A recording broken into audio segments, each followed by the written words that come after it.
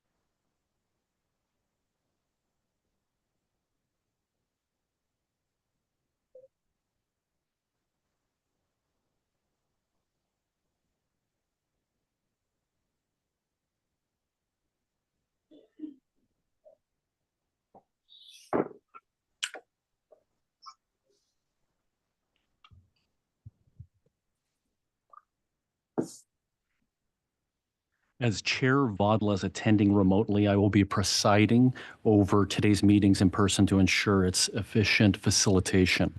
I would like to call the March 5th, 2025 Planning and Zoning Commission regular meeting to order. Would everyone please stand and join me in the Pledge of Allegiance? I pledge allegiance Allegiance to the flag of the United States of America and to the republic for which it stands, one nation, under God, indivisible, with liberty and justice for all. Would staff please call the roll? Turner has an excused absence. Anderson. Here. Burton. Here. Smithwick Ailey. Here. Murray. Here. And Vodla, I saw you on this and I promoted Here. you. Oh, okay. Perfect. Wonderful. You have a quorum. All right, so we'll move to approval of agenda. In order to maintain structure and ensure transparency, the commission will proceed with a motion to approve the agenda and meetings as a standard practice moving forward. May I have a motion to approve the agenda? I move to approve. A second? Second. Are there any changes to the agenda? Hearing none, are there any objections to approving the agenda? Hearing none, the agenda is approved. All right, approval of minutes. May I have a motion to approve the minutes? I move to approve the minutes. A second? I second. Are there any changes to the minutes? Hearing none, are there any objections to approving the minutes? Hearing none, the minutes for the regular Planning and Zoning meeting of February 5th, 2025 are approved. All right, moving on to unfinished business. Reasons for denial of conditional use permit resolution PZ 2025-003 for the construction of a 12-unit, two-story multi-family dwelling unit within the commercial district at 400 South Kobuk Street. May I have a motion to approve?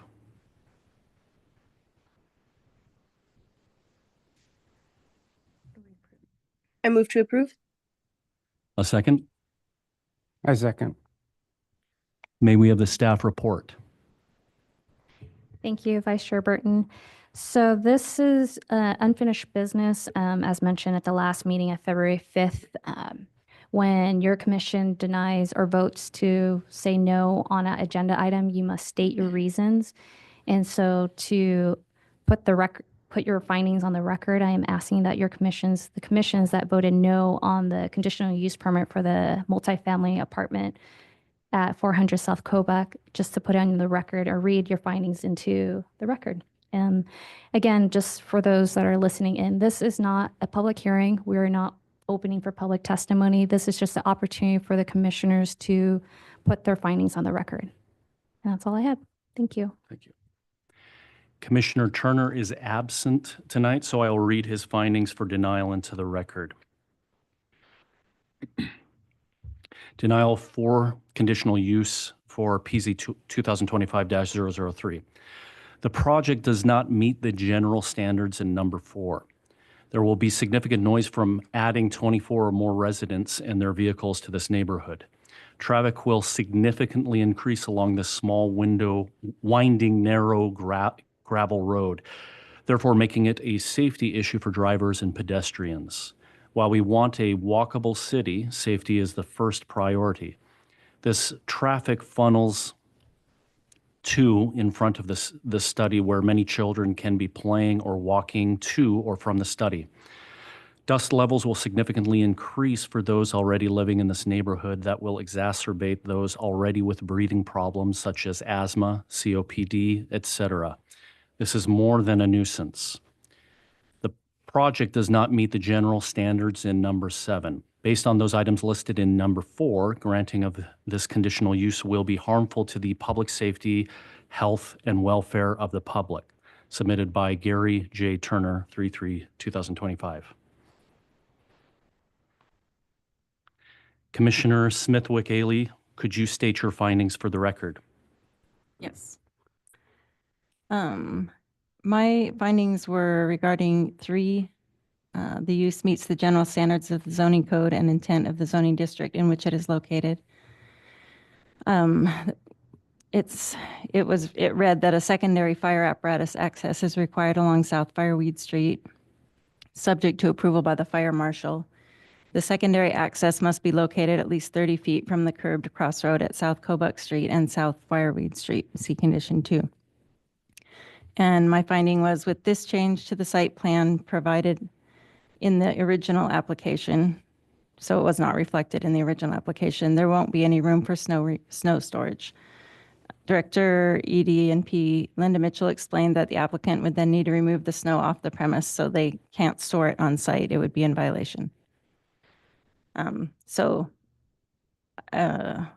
guess I would have proposed that we remove the snow storage and add a conditional use for removing the snow storage. And then also number 4, the use shall be so located and arranged on the site to avoid significant noise, glare, odor, or other nuisances and dangers. The finding is the location of the required parking spaces to accommodate the multifamily dwelling as arranged on the site plan will significantly increase the noise, glare, and potentially the odor for the adjacent residential home located at 286 South Fireweed Street. Although the subject property and the property at 286 South Fireweed Street are both zoned commercial, the South Fireweed property, as explained by Linda Mitchell, is commercial zoning with a residential use. The existing use is residential. So in the buffer landscaping, the intent is that the buffer landscaping serves to separate, screen, and buffer adjacent land uses that may be different in their use and intensity, which I saw that to be in the difference in uses that we should provide a buffer landscaping there between the two, even though they're both commercial. And then 5, the proposed development shall not significantly impair the value of the adjoining property. This one, I think the same one that I already mentioned about the new parking area facing the windows of the house next door. Similarly, would significantly impair the value of that home. And then the last one, the site plan efficiently utilizes every square foot of the property, but does not provide outdoor storage for tenants' personal items such as bikes, strollers, bike trailers, motorcycles, barbecue grills, etc. With a gross square footage around 12,000 square feet, providing 12 units, 3 stairwells, and entryways, as well as utility rooms, the units will necessarily be very small and by nature will not provide storage for those outdoor items. So that was my other concern with just evaluating the property with no storage or basically the overflow would end up being outside, I would assume. That's all I had. Thank you. Mm-hmm.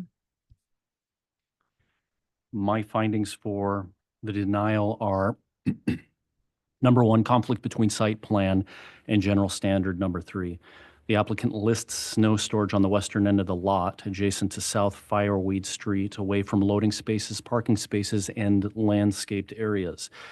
This designated area conflicts with the proposed location of a secondary access for emergency service vehicles as described in conditions 1 and 2 of section 1 of the resolution.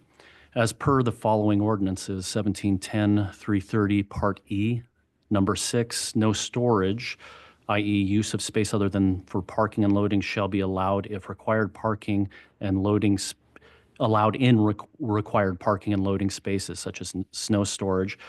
And 17.10.335 Part F, the last part of that, landscaped areas shall be protected from impacts resulting from snow storage and removal operations. So according to the site plan, there is no adequate space within the plan to accommodate snow storage with the required secondary access from South Fireweed Street. Moreover, no description is or was made by the applicant for plans of an alternate site for snow storage, as storage clearly cannot be located on the site. Number 2, conflict between site plan and general standard. Number 4, There are 7 parking spaces out of the 24 parking spaces on the northern end of the lot within the 20-foot setback that are immediately adjacent to the neighboring property. There is no proposed buffer, landscaping, or fencing between the two properties in the site plan. The dwelling on the neighboring property is in close proximity to the parking, or to the proposed parking spaces within the 20-foot setback on the northern end of the lot. So this may pose a problem with increased noise levels directly adjacent to the dwelling in the neighboring property. Without some type of buffer, there won't be any noise mitigation. Number 3, potential conflict between site plan and general standard number 5. Based on the reason for conflicts of general standard number 4 listed above, it is unclear to this commissioner what impact the noise levels or lack of buffering from a multifamily structure closely located to the single-family structure within the adjacent commercial zone will have on the value of the single-family structure. And then finally, potential conflict between the site plan and general standard number 7. Without a clear plan for removal of snow or location of snow storage, the only space for storage that does not violate 1710-330 Part E, number 6, and 1710-335 Part F is adjacent to the South Fireweed Street. This is the proposed site for the secondary access for emergency vehicles. Without this access, public safety and health may be compromised. These are my findings for the denial of the conditional use permit.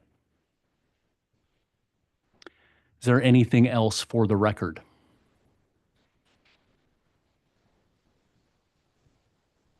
All right, hearing none.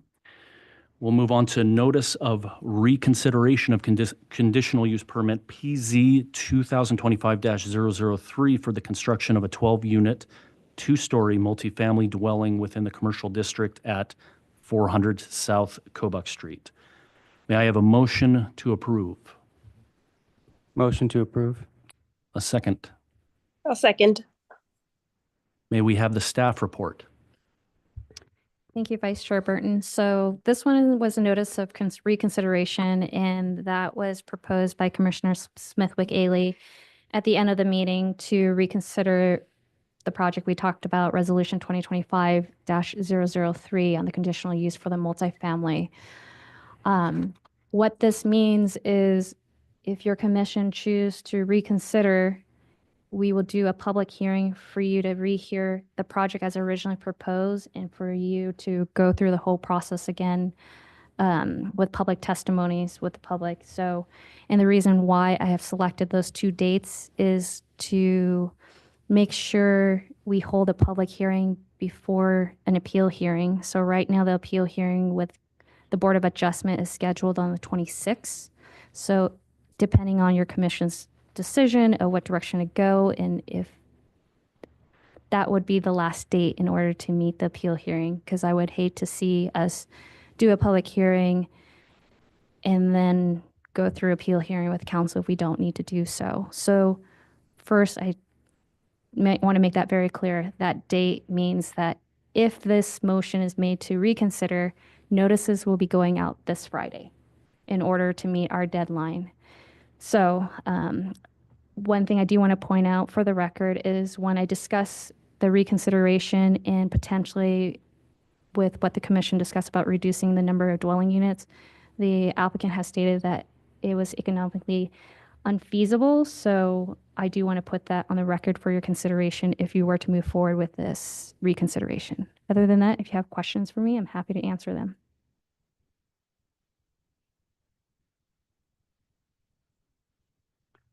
If we were to move to reconsider, could we take some of the findings in here, like Jenny had proposed on like the to access for fire and things of that nature? Can we include it so we don't have to address it at that time and then go and review it again? Or is it, you know what I'm getting at? Is it possible to have some of these findings included in the reconsideration before we just open the exact same thing again and then have to go through it again? You know what I mean? Thank you, Commissioner Anderson, for that question. So unfortunately, with the reconsideration, I can't bring in new evidence. You're hearing it again. That'll be a disadvantage to the public. So staff will be presenting the original proposal, and then we'll go through the whole public testimony. You can hold on to that finding, but just for the record, that finding was a recommendation by staff to do the second access because of fire requirements. But yes, it will have to be treated as new. And then from there, your commission could now reconsider proposing conditions that may have been discussed a little bit here tonight based on the findings of some of the things that you have found lacking. And you can put that as a condition during the reconsideration that weren't discussed at the last meeting. Thank you for the clarity. I have a quick question. Is it appropriate for commissioners to state their intent at this meeting, perhaps in the commissioner comments section of this meeting or elsewhere, or not? Thank you, Chair Violet. I think it's appropriate to discuss your reasoning why you're doing reconsideration. I think it's for the applicant and for those that has testified. Otherwise, they're going to be wondering what changed. So I think depending on your motion tonight to explain your reasoning, whether you support a reconsideration, what has changed, or your rationale why for it for the record. Thank you. And is the time for that now or after the motion is on the floor? It would be when you make your decision. So say, for example, you say, I move to say yes to reconsider, and the reason why, well, before you can speak before you Yeah. vote. Yes, Okay. so it would be during now, not commission comments. Okay, thank you.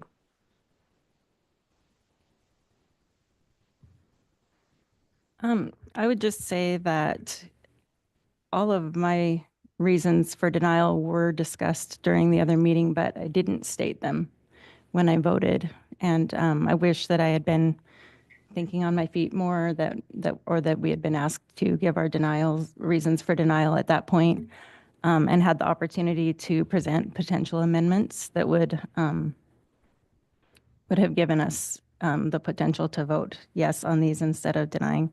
And I do feel like all three of my findings could be amendments that I would definitely vote for this project if there were those few things cleaned up. So that's where I stand on that. I would be fine with moving forward with reconsidering.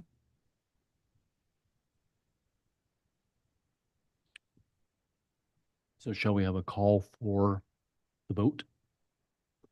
Commissioner Anderson, one more comment. I intend to vote yes on this. I was absent the last meeting, and I didn't see any reason why I wouldn't vote yes from the packet that I reviewed. So putting it back up for review would be something I'd be in favor of. Yeah, and for the record, I voted yes at our last meeting, but I'm happy that this is not always the way that something like this would come before us again, but I'm happy that it is, so that we can address some of the issues that we overlooked at the last meeting. So I'm grateful that we can hold a special meeting to reconsider this, and I intend to also can vote yes again, as long as some of the issues that were brought up tonight are addressed.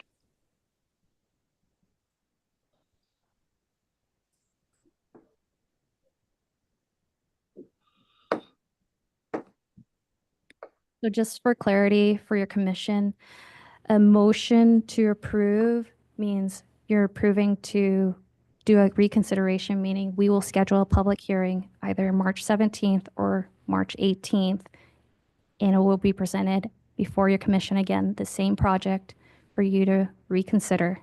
So a motion to approve is for yes for reconsideration. A motion to no, meaning you don't want to bring this back to your commission for consideration.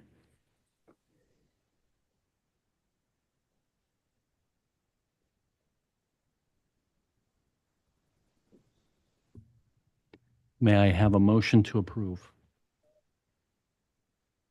Motion to approve. Second. Can we have, Right. I believe it's already, the motion is already up. I think we just need to call for the vote. Commissioner Anderson, Yes, for reconsideration. Commissioner Smithwick-Ailey, Yes. Commissioner Burton, Yes. Murray, No. and Badla. Yes.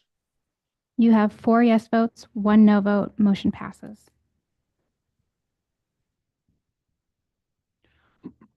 Okay, moving on to new business. Resolution PZ 2025-005, recommending approval of the Soldotna Junction Subdivision 2025 replat. May I have a motion to approve?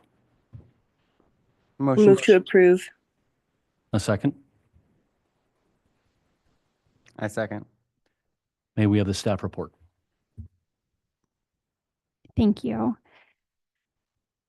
The preliminary plat recommends subdividing one parcel into 2. This parcel is currently the home of the Hutchings Auto Spa, and its address is 44110. The parcel is irregularly shaped, and to the north is a use that's considered an accessory use. It's of a storage unit or of a storage yard. And so the subdivision would divide this irregularly shaped parcel into 2.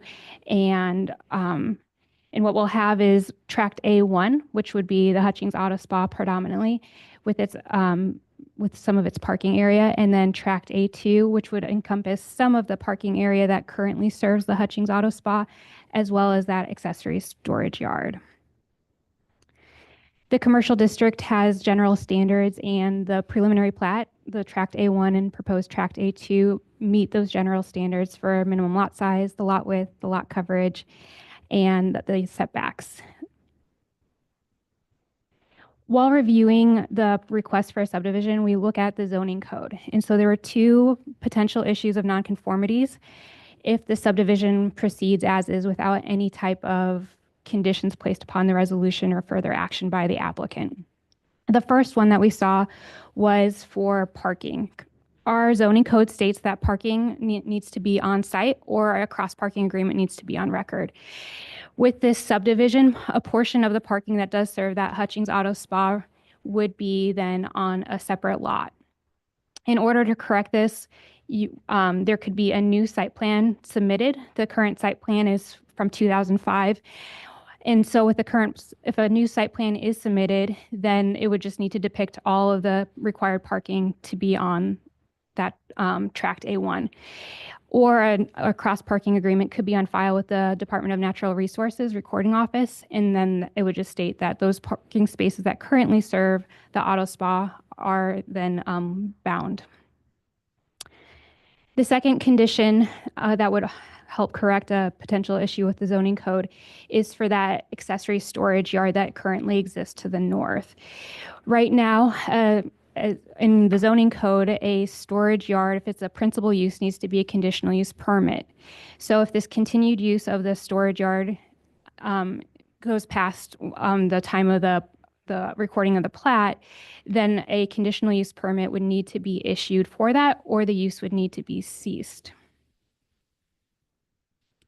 And then the third portion deals with a agreement that's on file between the city and the property. And the recommendation is for the termination of that recorded parking agreement. There's a plat note on the preliminary plat 5.3, and it talks about a parking agreement between the city and David Hutchings, and it was from 1985, recorded in 95. The recommendation from staff is to remove this plat note. And part of that reason is that the agreement deals with lots that were replatted last year. And so when it states in lot 23, block 2, that is not current anymore. And so we deemed that it was outdated and unnecessary. Other portions of subdivision is we look at access, streets, and street designations, utility, and water and sewer services. For access, tract A1 would have access from the Sterling Highway, South Soldotna Avenue, and alleyways. And then tract A2 is from South Soldotna Avenue as well as alleyways. So access is met. There are no dedications or acceptance of right-of-ways within the preliminary plat nor street designations. The utility is an interesting point. Utility locations need to conform to our city code. The replat does not introduce any new utility easements. There's a little bit of history that we found as we were researching. The original plat from 1953 established a 20-foot alleyway, which facilitated the installation of a sewer main in 1971. The alleyway was vacated then in 87, and the utility easement persisted because the sewer main was there, and there's manholes on each side of the building. In 2005, the commercial building was erected over the sewer main, which is situated within the existing utility easement. And then water and sewer services, all of each of those parcels are going to be within 300 feet of the proposed subdivision, so water and sewer lines and connections are available. It's staff's recommendation to recommend for approval to the Kenai Peninsula Borough this preliminary plat with 3 additions of conditions. The first is that prior to the approval of the final plat, a new site plan is submitted for the commercial structure that is currently the Hutchings Auto Spa. It's 44110 Sterling Highway, that depicts compliance with the off-street parking and loading areas in the appropriate number, size, and configuration, or to provide a cross-parking agreement. And then the second condition is prior to the final plat approval, obtain a conditional use permit for the storage yard or cease the storage yard use of Tract A2. And the third is prior to the final plat approval, terminate the standard parking agreement between the city of Soldotna and David Hutchings dated November 6, 1985 and recorded August 4th, 1995 in book 468, page 50 in the Kenai Recording District, and remove plat note 5.3. Thank you. The public comment period is now open. Is there any member of the public who wishes to speak on this item? Come forth and up to the microphone, turn it on, and state your name and your address, please.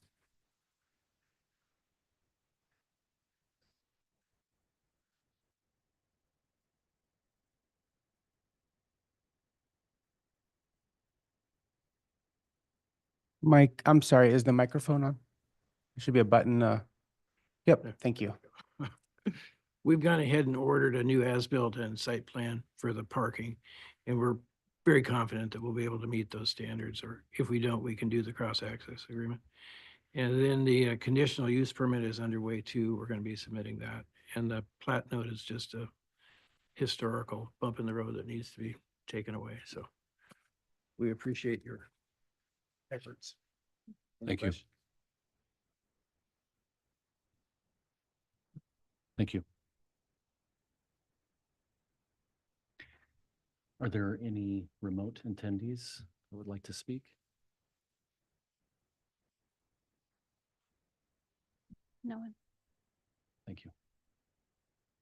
With no one else wishing to speak, the public comment period is now closed.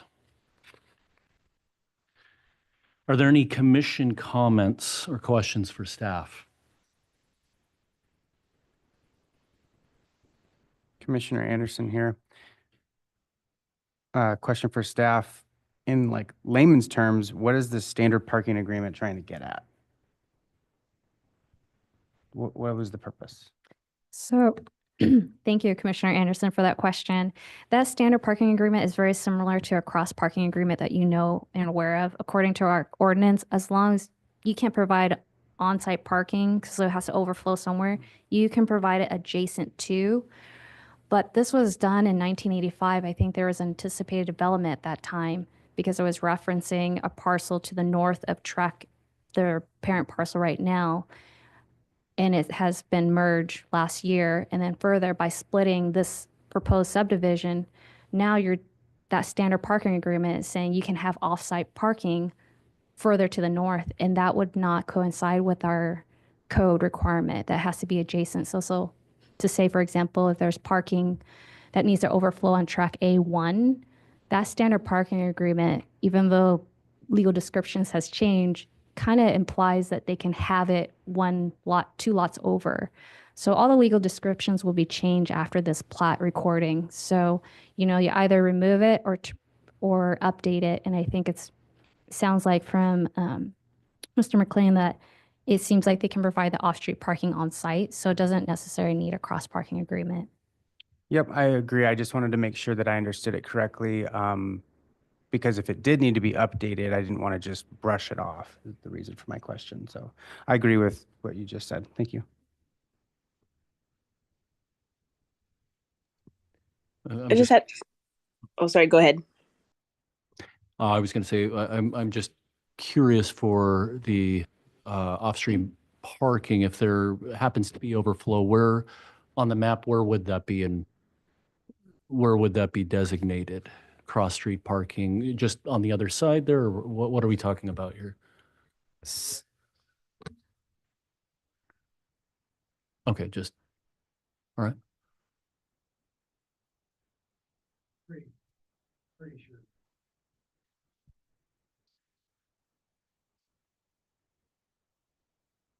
Gotcha, thank you. Any other questions? All right, seeing none. Oh, sorry, I just had a quick question.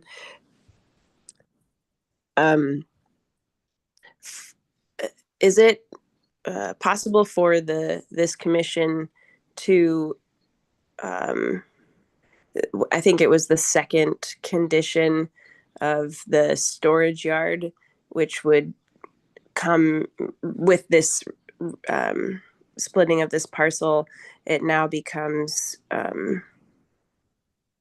a use that isn't permitted in the commercial corridor.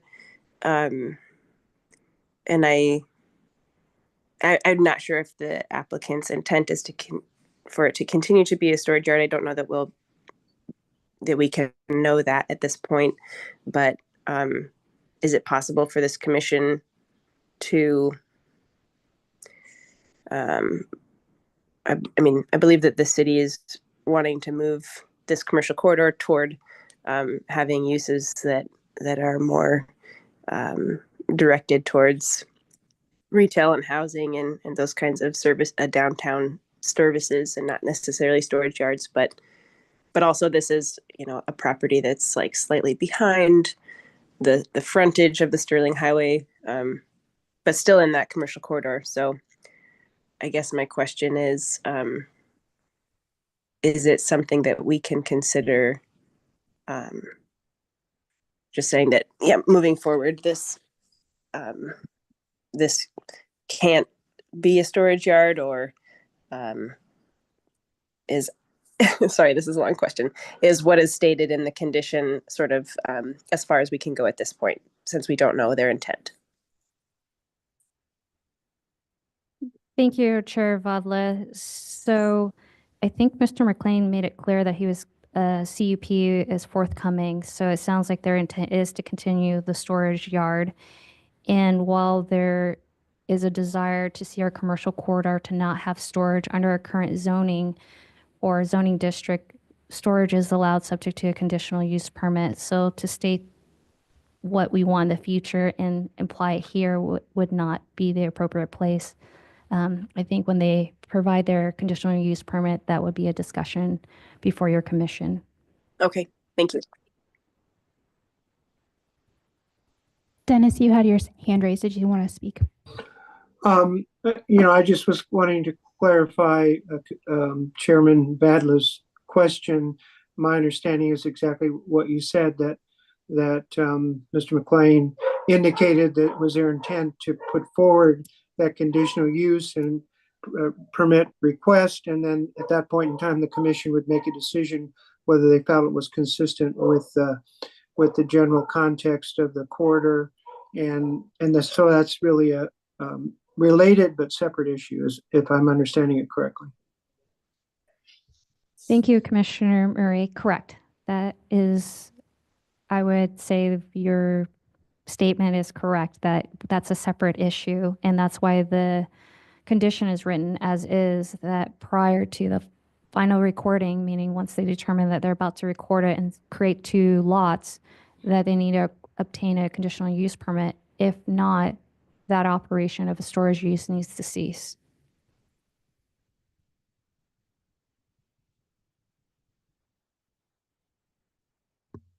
Are there any other commission comments or questions for staff?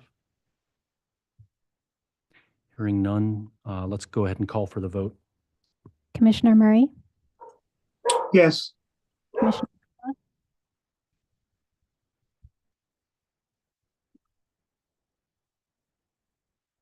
Commissioner Badla. Yes. Thank you. Commissioner Smithwick-Gailey, Yes. Commissioner Anderson, Yes. Commissioner Burton, Yes. and Commissioner Turner is absent. You have 5 yes votes, 0 no votes. Motion passes.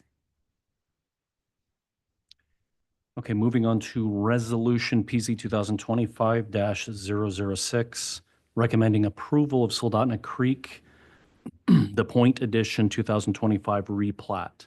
May I have a motion to approve? I move to approve. A second?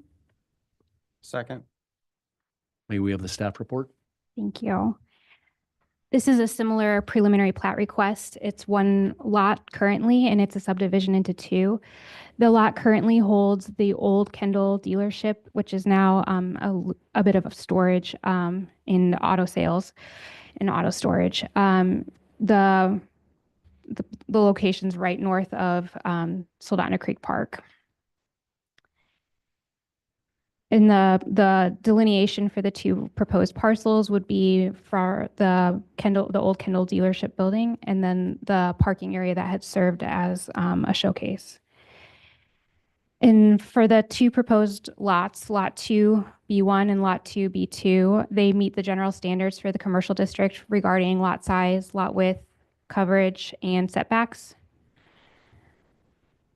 For the zoning code, everything was in line when we were doing our analysis. And then when we looked at the subdivision standards in Chapter 16, we looked at access. Access from Lot 2B1 is from the Sterling Highway and 47th Street. So Lot 2B1 is the lot that currently holds the building for the old dealership. Access to Lot 2B2 is from the Sterling Highway. The applicant has stated that there will be shared access off the Sterling Highway per cross parking agreement to be filed as indicated on Plat Note 7. There are no dedications or acceptances of rights of way. There are no street designations. Utility locations shall conform to Chapter 12, and there are no new utility easements dedicated on the replat. Water and sewer services, water are both available as there are mains within 300 feet of the proposed subdivision. And so this is short and sweet. Our recommendation for staff is to recommend approval of the preliminary plat to the Kenai Peninsula Borough. Thank you. The public comment period is now open. Is there any member of the public who wishes to speak on this item?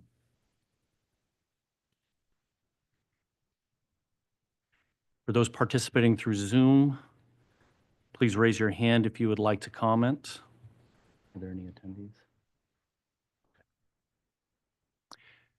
With no one else wishing to speak, the public comment period is now closed. Are there any commission comments or questions for staff?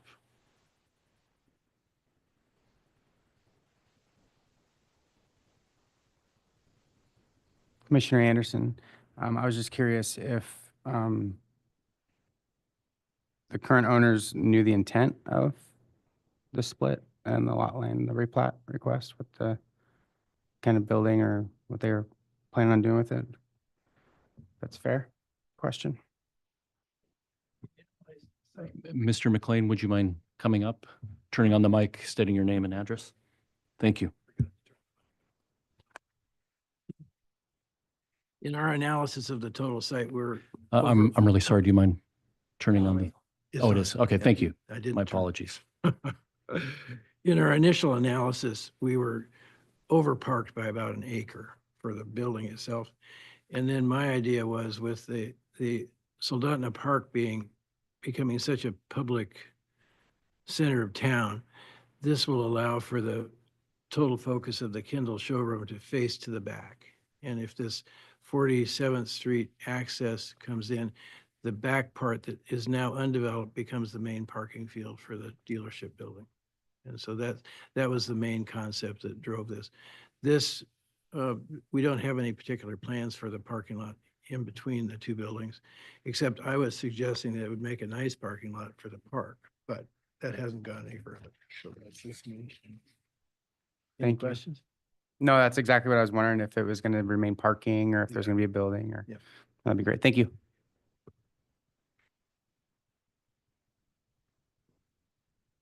Are there any more commission comments or questions for staff? All right, hearing none, shall we call for the vote? Commissioner Smith-Gailey, Yes. Commissioner Anderson, Yes. Commissioner Burton, Yes. Commissioner Murray, Yes, Commissioner Vadla, Yes. and Commissioner Turner is absent. So you have 5 yes votes, 0 no votes. Motion passes. All right. We'll move on to public comments without prior notice. Is there anyone from the public who wishes to comment? Assuming there are no more attendees. Okay. All right. Now we'll move on to informational items. There are no informational items, so we'll move on to the next item. Reports. Mayor and council report. Council Member Chilson, are there any, would you like to? Thank you, Commissioner Burton. I'd be happy to provide a recap on some of the recent ongoings at the council level to the commission. So looking back at our 2 most recent meetings, so on February 12th, we had a very light agenda, really only 2 things that were actionable. So first of which, we accepted an ordinance appropriating $600 in grant funding for a creative aging program at the Soldotna Library through Rotary. And then we also approved resolution reclassifying one of our admin assistants for the Parks Department from part-time to full-time. So very light meeting.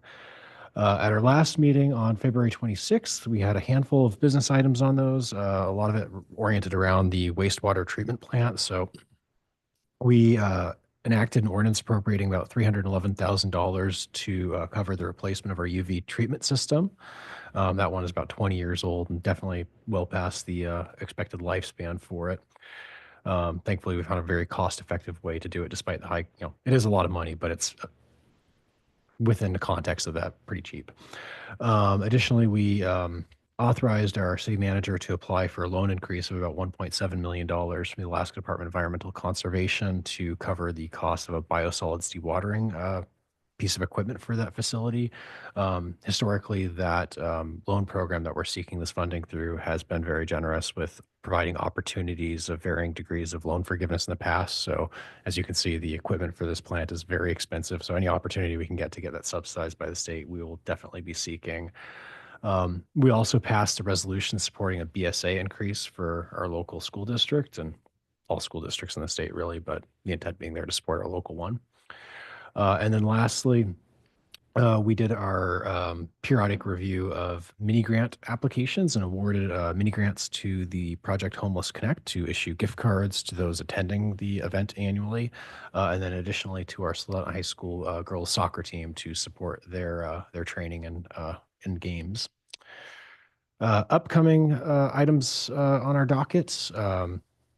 PZ 2025-003, conditional use permit for the Kobuk Street 12-unit multifamily development. You've been discussing at length tonight, so there was a formal appeal filed as was discussed. We were scheduled to review that on March 26th, so I suspect that might be changing potentially depending on your decision tonight to reconsider that.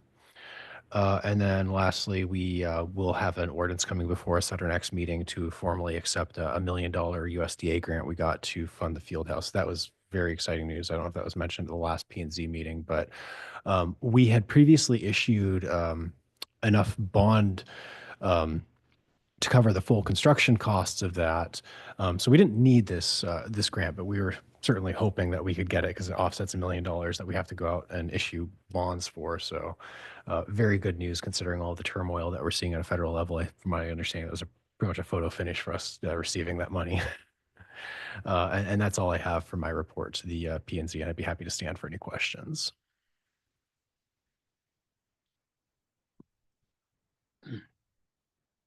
Council Member Chilson, just a quick question to clarify for the UV germicidal lamp. Was that being replaced? Yes. Okay. So there's actually two pieces of very expensive equipment that are being replaced at the wastewater plant. So all the effluent leaving that plant runs through a UV disinfectant system. It's like I said, it's about 20 something years old. That we are paying for ourselves. We've appropriated $311,000 to do that. And then additionally, we have a larger piece of machinery there that removes water from biosolids. And the effect being there, it reduces the amount of material that we have to pay the borough to dispose of in the landfill. So the more effective this machinery is, it saves us money. And my understanding is the machine there has been long past its lifespan for some time, and it's constantly a battle for our staff over there, unfortunately, to keep that thing running. So it's been amazing what they've been able to stretch out of that, but it definitely needs to be replaced. So unfortunately, it's a $1.7 million piece of equipment. So, or actually, I think it's more than that. So we're seeking $1.7 million in additional loan funding through the state DEC with the intent that hopefully we can get some of that potentially forgiven in the future. Thank you. For those types of lamps, do you have an idea of what obviously this last one lasted a long time. What is the shelf life in general? Do you have an idea of? It's a great question, and I would wish our utility manager was here to answer it. I think he said at the last meeting that 20 years was kind of what they were hoping to get out of the last one, and it well exceeded that. What's interesting, though, is the facility is actually designed around this UV system, or at least that portion of the facility is. So part of the reason that we were able to keep the costs down on this is because they were actually able to reach out to the manufacturer that designed this last time, did the engineering for that portion of the facility. Even though they don't have the parts to really keep this thing repaired anymore, they were able to customize a new solution that utilizes the engineering that they'd previously done decades ago, rather than having to go find another firm that would have to go through a whole engineering study and possibly redesign part of the building and where that water flows through. So I think our team did their due diligence and evaluating options here and coming out with a way that saves us money. So Thank you, Councilman Chilson. yes. Commissioner Anderson here. You had mentioned the $1 million grant that we got that's going to go towards the field house. I was curious, is that going to be used to be applied back towards the debt of the project, or is it going to potentially add project portions that we had to cut back to meet budget? No, the way that works is we, before we began the project, we got approval to issue X amount of dollars in bond. So when that approval was received, we didn't immediately go out and borrow that full amount. So basically, we have a cap on how much we can borrow through bonding, and then as we work through the project, you basically cash in on those bonds and take out the loan as you need it. So we always had the capacity to fully fund the project. As it was designed after the initial cutbacks you're referring to do the projected cost. We were just hoping that we wouldn't have to fully bond that full amount. We would be able to essentially divert some of that funding to the USDA, who would be covering that through grant funding. To your question about cutbacks and restoration, so diving back to the very beginning of the project, as you may be aware, it sounds like, the projected cost for the entire facility had skyrocketed. So we went through this whole exercise of cutting back things like the connector between the existing building and another number of features. Thankfully, after we had bid that, the actual cost came in significantly lower than we had anticipated. And I believe there are quite a few number of features that had been removed that had been added back in. I think I know soundproofing and a lot of aesthetic things and a lot of things that aren't aesthetics, functionality, training resources. And I think some of the flooring that we were going to be using there for the modular court system. The goal initially was to just get the building. We'll figure out ways to add these pieces in later once we have the building, but we were able to incorporate those back in because the cost of construction had come in quite lower than we anticipated with that bid process. Good. Thank you. And then do you happen to know, that might be a better question for Parks and Rec, but I knew the refrigeration over there was going bad and they were going to need to deal with it eventually. Yes. Did that need funds, or did that get funds? Or, my question is more on funds with you. Yeah, so that's still something that's going to be coming before our council. Hasn't been brought to us yet, but that was discussed at a Parks and Recreation Advisory Board meeting I attended last month, I believe. So maybe more backstory than you want, but there is a lot of focus on extending the ice throughout the year at that facility to support hockey in the community.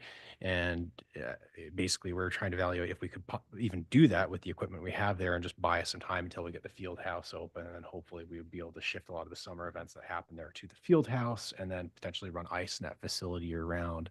Well, the compressor that runs that ice rink is very, very old. It's again, it's put in with the original building in the 80s.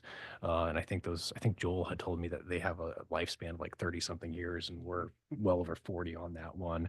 So we'd actually contracted an engineering firm to come in and do a study of that system, just kind of assess its health. And my understanding of the findings on that is they basically confirmed that the system is in remarkably good shape, or as good of shape as you could expect for a system that's 40 years old, but it is well past its lifespan, and we do need to consider replacing it. And I think that we're going to be seeing some summarized results from that study coming before the council with some options. And some of those options might be, do we replace the entire system, and with that ripping up the rink and replacing all the coolant loops that go with that, or altering it to somehow use alternative coolant that we can actually source, because part of the problem is we can't source the coolant the current system requires. It's not being manufactured or imported anymore in the United States. And those systems can be very, very expensive. I've been told a couple millions. So I don't have exact costs because we haven't even seen that as a council yet, but we will be seeing that, I suspect, sometime in the not too distant future. Okay, and then just comment on that. I guess you can't speak for anyone else on the council, but as a member of the community, I would just say that when that comes up, that rink is used for all of our youth hockey, as everyone knows. And my son and I are a major part of that. So it is important and it is good, and I appreciate you guys. So it sounds like you're definitely up to date on this. And I would say that when we had a lot of the community come out and get engaged with the council about the discussion of potentially extending ice during the summer, I don't think again, I can't speak for the council, but my read of the room at that point in time was that the council was fully supportive of doing everything we possibly can to support the hockey community, because it does provide such a huge asset for our community youth. It's just a question of whether or not the building is physically capable of doing that in its present state. And thankfully, we have our field house opening. I got the reception invite for, I think it's first or second week of August. So I mean, the thing's coming down the pipe, and with that, hopefully we'll be able to figure out some way that we can extend the ice, if not year round, at least significantly more than we've done in the past, as we move events that are typically occurring during the summer months over to the field house. So I'm very excited to see this developing in our community. It's going to provide fantastic opportunity for our kids. Yeah, me too. Thanks, Jordan. Absolutely. One more question, Councilman. That's great to hear, the potential of extending ice time into the summer. And I'm curious about Homer's rink. What's the difference between our rink and their rink in terms of how do we all use the same materials, coolant materials? Do they have ice time in the summer? That's a fantastic question, and don't quote me on this. I really wish our Parks and Rec director was here. But I vaguely recall him saying they don't run theirs in the summer. I could be wrong on that, but I don't think they do. Another thing that we're also considering that complicates the question of running these facilities in the summer is condensation and deterioration on the facility because of that. At Kenai, that's the reason Kenai quit doing that, and we got a lot of community attention on whether or not we would be able to. So that's something that I believe the engineering study looked at, and I don't have the answers to, because again, that study hasn't been presented to the city council yet, but I've been told it's coming. So hopefully that information will be out there for all of us soon. Thank you. Yes.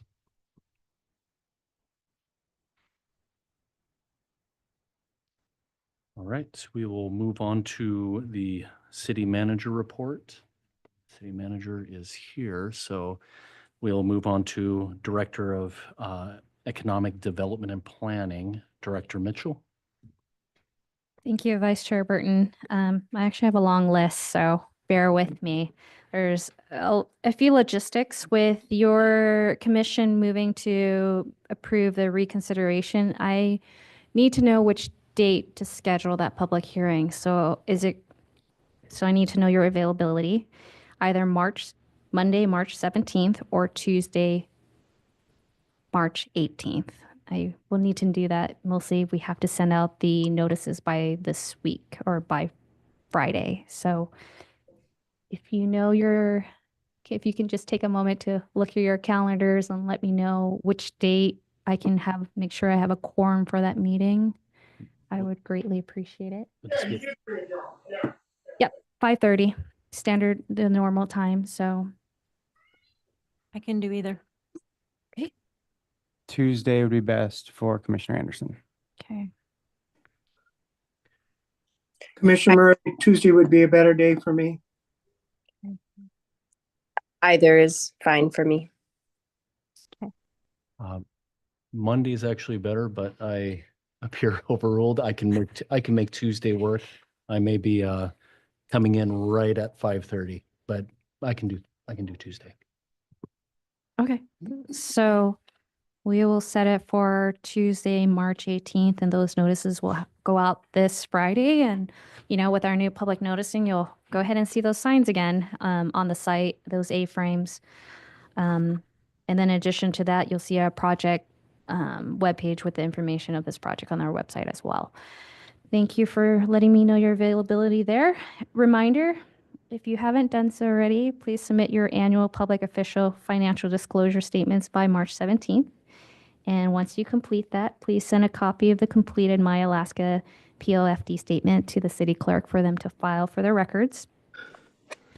And then another question about logistics. I'm working with the city attorney and the city clerk's office to schedule a work session just on your roles and stuff, because we may probably by then have a new commissioner. So it's an appropriate time to kind of do retraining and on parliamentary procedures. It's going to be a 2-hour work session, and it will be in May, on the May meeting. I want to check with your schedule. If we schedule a work session at 3:30 on May 5th, May 7th, who will be able to attend? Just because we're having the attorneys come down here. So it is important that, we get as many attendants as possible. So if you can let me know your availability, I would greatly appreciate it right now, because I have it tentatively scheduled, but, if most of you say no, I'm going to have to look at another date. So while you're looking at that, I'll give you a few minutes. And then that next meeting is, the only thing on the agenda is the reconsideration, right? That's all we're talking about that day. Correct, on the March 18th. Mhm. So yeah. Sorry, did you say that would be on our meeting on May 7th, or would that be on Monday, May 5th? May 7th, Wednesday, May 7th at 3:30 for a 2-hour work session before dinner will be provided. I will not starve you, Commission. Oh, thank you. Yeah, I'm available then. Thank you. Okay, Commissioner Anderson should be okay with that. perfect. Smith Wigalia as well. Okay. Commissioner Murray as well. Acting Chair, could I be excused for the remainder of the night? Yes. Thank you. 6:20. I will get back to the only potential conflict I can see would be KPC graduation. Okay. I'll confirm those dates and I'll get back to you tomorrow. Okay, perfect. 3:30. So your work session will start at 3:30 on May 7th and followed by the normal regular meeting at 5:30 the same day. So hopefully we don't have a heavy agenda, because I don't want to keep you longer than you need to be. So thank you for letting me know your availability. Let's see. So I will be out of the office from April 1st to April 5th for a conference out in Milwaukee, Wisconsin. Therefore, that conflicts with our first meeting in April. So I have 2 options: to cancel it or postpone it. Right now, I'm leaning towards canceling because there's not a lot of items, and I want to be respectful of your commission's times as well.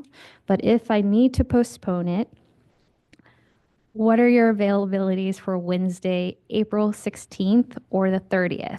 If I had to postpone, it would have to be either those 2 Wednesdays in the month. And if you can't tell me tonight or you need to get back to me, that's okay too. Again, that's just as a secondary backup plan. If I need to postpone, it will be one of those dates, April 16th or the 30th. But right now I'm leaning towards canceling it altogether. I support that decision. I second. A third. No, just Yeah. kidding. We're talking about April 2nd, normal meeting, moving it to potentially the 16th or the 30th. Correct. Gotcha. If you do end up postponing, both of those dates work for me. Okay. I would say I would prefer the 16th, just so it's not so close to our May meeting. Okay. I could do either of those.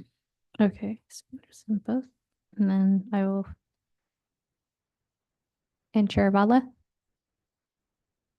Your availability? I didn't hear that.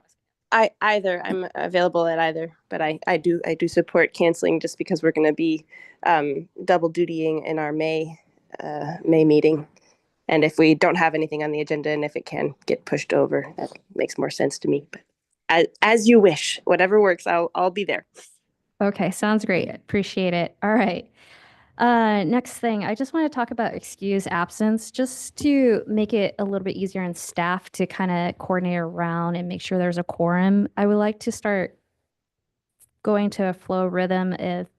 If you're not able to make the next commission meeting, you state it during your commission's comments so that staff can take tabs on it instead of kind of waiting last minute to figure out if we need a quorum or not.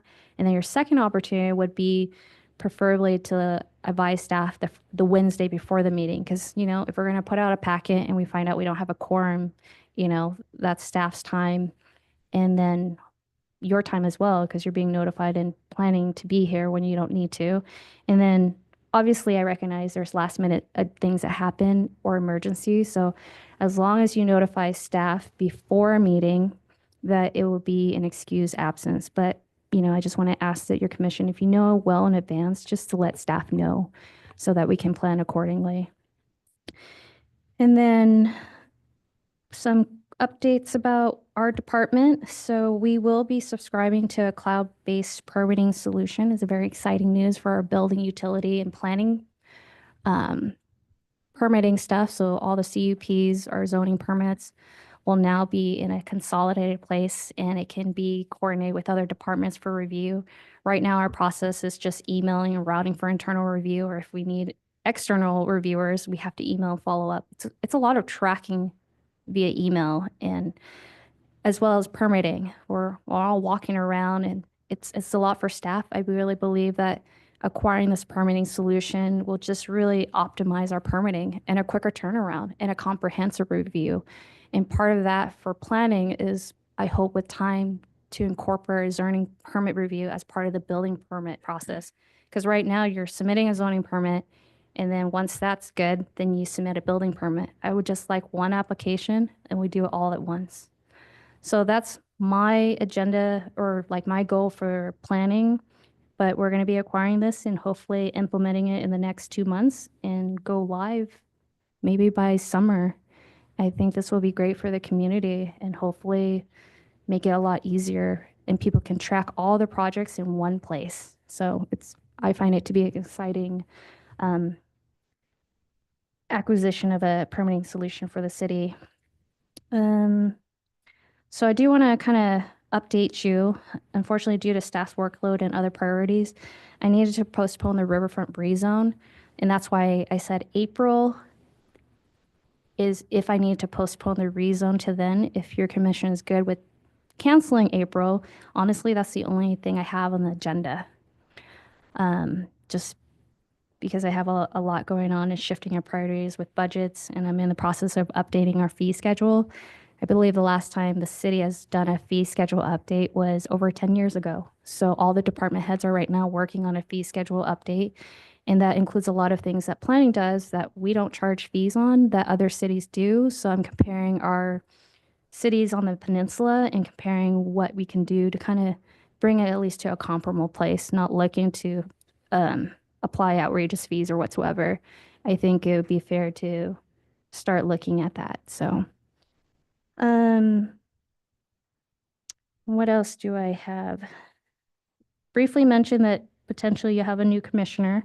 So at the city council's meeting on the 26th, I think the mayor will nominate a candidate or applicant. So that's exciting for us because then now we have a full body. But also, I think this individual is also interested in the airport commission. So no one has to voluntarily volunteer to also be on the airport commission because this individual indicated that they are okay with that as well. In other news, I would like to share an announcement that I have. I haven't shared with a lot of people. I am expecting a baby in September.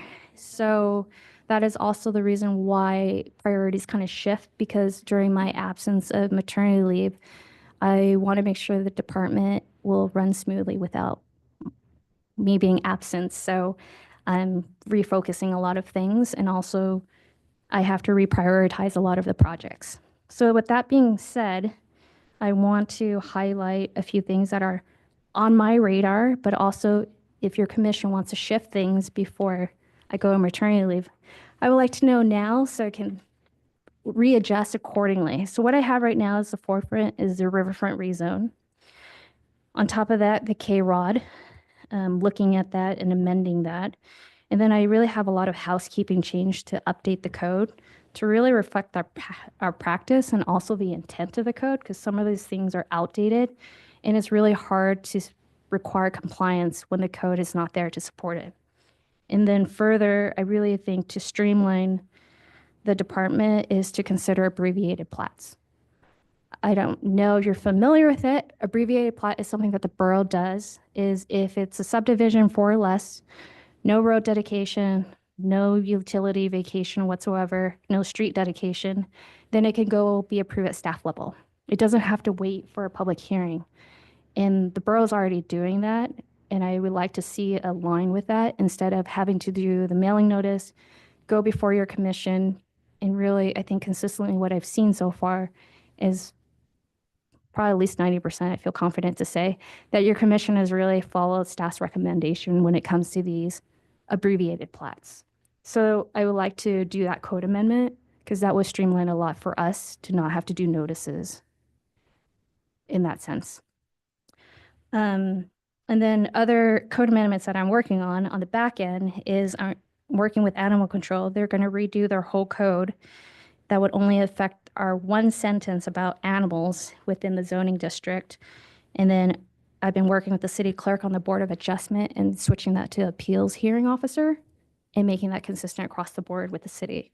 So I've been working with that on the other end, and I'm working on a couple of council initiated amendments. Other than that, you know, if there's something that you really want to see before my long leave, I can shift things, but I at least want to let you know what are my priorities, what's on my radar, and while I also work on the day-to-day things. So I just want to keep things transparent in that way. Other than that, I appreciate my long report and I appreciate your attention. And if you have any questions, I'm happy to answer them. Commissioner Anderson here. First off, congratulations. Super exciting. And then the riverfront rezone, well, can you give me a quick description on that one again? What was that? Yeah, so we brought forth some very preliminary drafts to the commission for the riverfront mixed use that would rezone the whole riverfront that's the same property or boundaries as the riverfront redevelopment plan. Since the plan itself already supported that, that was a quicker move to just rezone that portion first and really align the uses of really preventing uses that we know are not compatible down there and doing some design standards and so forth. And that's like kind of in association with the commercial core district, it's just kind of a quicker little fix so that they don't end up, it's something that can happen sooner than the entire commercial core district, like other people were wanting to do like the whole thing all at once, and this just breaks it down so we can at least make some progress. Correct. We're Okay. piecemealing it because we have a plan that's supported. It's done enough public outreach, and I think the community supports this plan. So it's easier to push through a rezone where we have a plan to support it and recommendations for the plan. I think the whole commercial corridor, I think there's a lot to be educated to the rest of the community because that's not really something we've done public engagement on. And so if we just do a rezone, I think we're going to run into a lot of issue during a public hearing. So I'd rather address those, before a public hearing. And so that was to be the second phase of the rezone, then is to then focus on the commercial corridor, the rest of the commercial corridor, and really redefining what that boundary is. If we want the same commercial corridor district off the Sterling as well as, Kenai. But yeah, first phase is the riverfront because we have a plan to support it and it'll get us through. And that's a high priority for the plan itself. And then we'll focus on the commercial corridor. Good. Yeah, thank you. I agree with that 100%. And as long as it's all in conjunction of our master plan, I'm okay with parting it out and then just making it happen. It allows a lot more involvement with the community because the commercial core district is such a huge project thing that's never happened around here from the last 20, 40, 60, I don't know. Anybody who lives here now has never gone through one, I can promise you that. But no, that's good. So thank you very much for putting that forward and getting that ball rolling on that.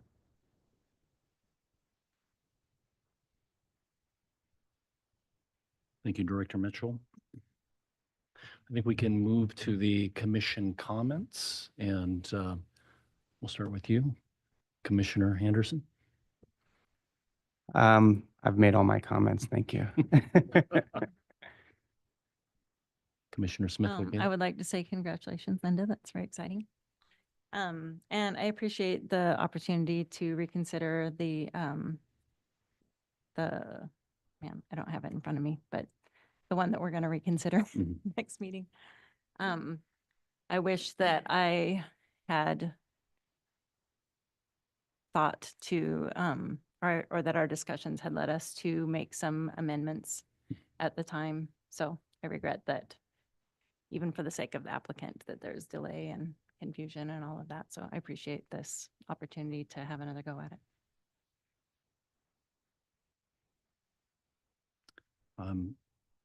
I echo that. I am glad we approved a reconsideration on this conditional use. Excuse me. I think a little more conversation last time was needed, and we went to the vote a little earlier than I think most of us had expected. So I'm glad for the ability of this due process to bring something like this back because we need the housing. Housing is an issue here. And there are several reasons for the denial where ours correlate or they overlap. And I do believe conversations on this, fruitful conversations, may yield a positive result. So yeah, I am glad for this reconsideration. Want to say to Director Mitchell, congratulations. Yeah. That's wonderful. And I am all for cleaning up the code, doing a little housekeeping. I've been going through the code, and it's nice to be able to go through this and help kind of bring a fuller body to our positions as commissioners. So I'm looking forward to that process. In light of letting staff know about absences in advance, I will let staff know well in advance. June, I will not be here for the Planning and Zoning Commission. And thank you, Councilman Chilson, for being here and providing us with that report. And that is all I have to say. Thank you.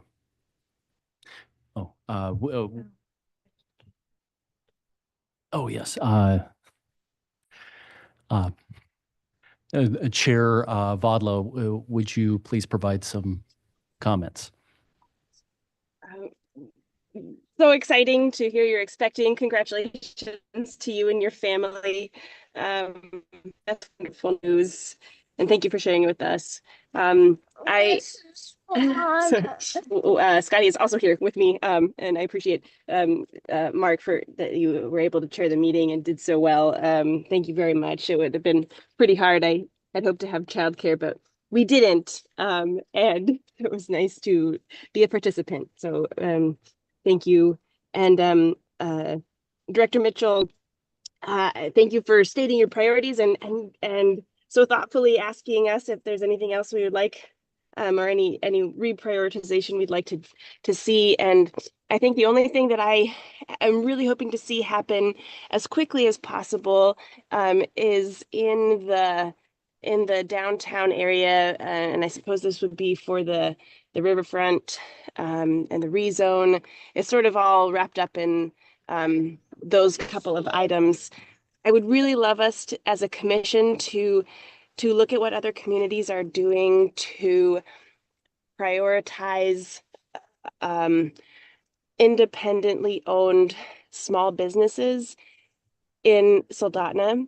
I feel like it is a key component of what makes Soldotna unique as a city, and what has helped us thrive has been the entrepreneurial spirit of so many people who have started independently owned businesses. And as the landscape changes financially for the kind of capital that entrepreneurs have access to, I think it is getting harder and harder to compete with larger nationally owned chains. And I want us to look at what other small cities like us are doing to promote independently owned businesses. So I don't know.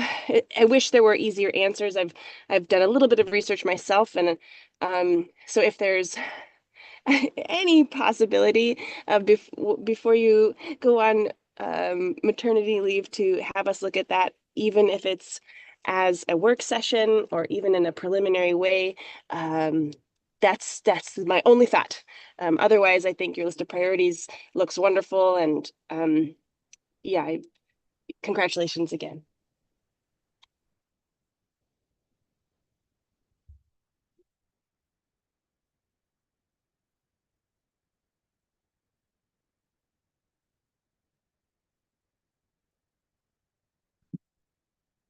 All right, the next regular meeting will be held on Wednesday, April 2nd, 2025 at 5:30 p.m. Seeing no other items on the agenda, this meeting is adjourned.